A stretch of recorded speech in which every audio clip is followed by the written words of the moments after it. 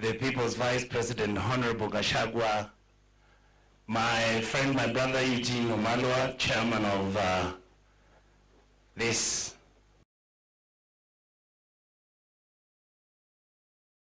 wonderful party, young party, kwa kiajali.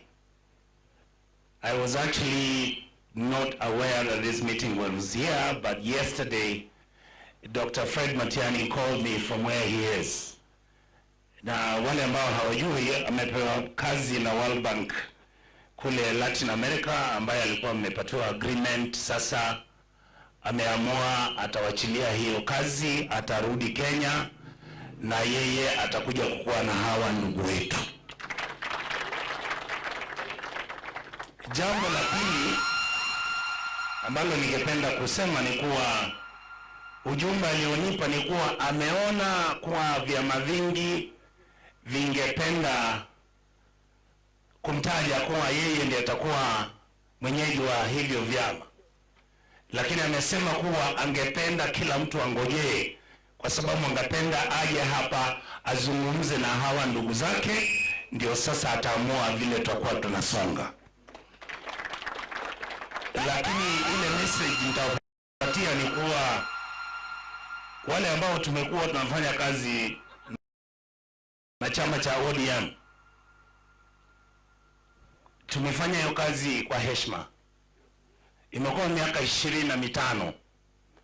Tumembeba mzee Raila. Hata wakati mmoja, wakati ilikuwa mbaya sana, sisi tulikuwa tunamshika mzee, tunasema tuendelee mzee, pengine Mungu uweze kujua ya Mungu yako vipi.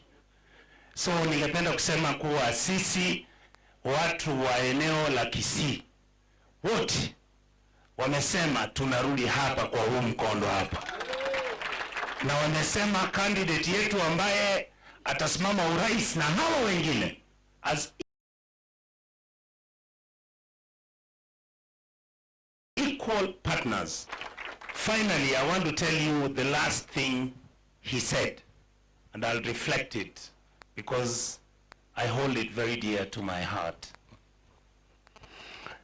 This country is in a mess.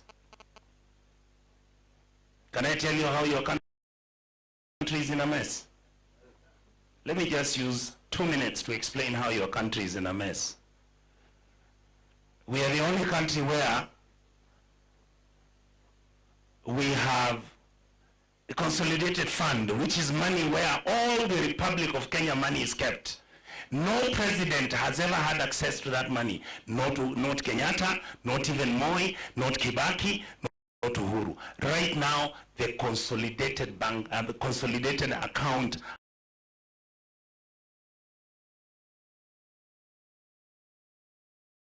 at the central bank is open. Money, it never lands in Kenya. The money goes and nobody asks anything. 2 months ago, Tony, 106 billion. What happened? Nothing. We are the only country where we take state resources. There's a constitution which talks about